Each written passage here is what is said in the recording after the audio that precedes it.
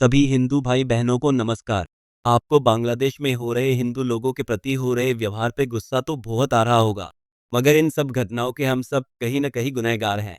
वो कैसे? इस विषय को समझने के लिए हमें अपने इतिहास में जाकर देखना होगा। हमारा देश में पहले हिंदू साम्राज्य था। सारी व्यवस्थाएं हिंदू धर्म के अनुसार काम करती थी। जीवन को जीने के लिए तब 16 संस्कार और 4 आश्रमों में आम आदमी का जीवन को बांटा गया था।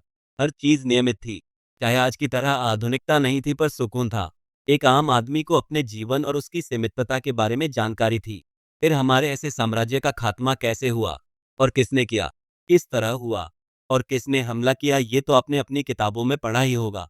मगर इसके पीछे हम लोग तब भी गुनहगार थे और आज भी जो हो रहा है उसके भी गुनहगार है, क्योंकि एक धर्म उसके मानने वाले लोगों से सफल होता है और उनसे ही विफल भी। तो हमसे गलतियां क्या हुई? सबसे बड़ी गलती एकता का ना होना, और उसका कारण जात पात ऊंच नीच की दृष्टि भेदभाव है।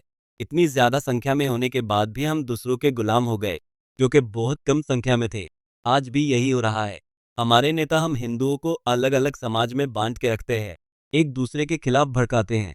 इससे उनको बिना कुछ करे केवल भाषण देने से वोट मिल जाते हैं, मगर हम लोगों को नौकरी, घर, रोटी, पढ़ाई के बदले सिर्फ नफरत मिलती है।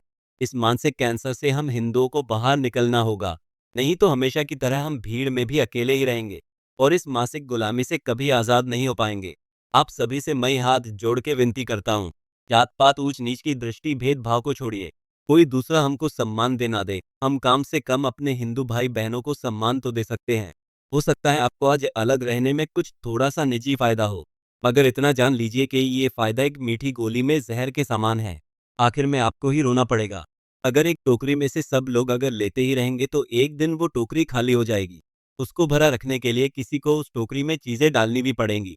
कहने का अर्थ ये है, त्याग बिना न कभी किसी को कुछ मिला है न मिलेगा। अगर आप सुकून से जीना चाहते हैं और अपने हिंदू बच्चों को एक सुनहरा भविष्य देना चाहते हैं, तो आपको त्याग देना ही होगा। जात पात ऊंच नीच की दृष्टि भेदभाव का त्याग, अपने निजी फायदे के लिए अपने धर्म और देशद्रोह का त्याग।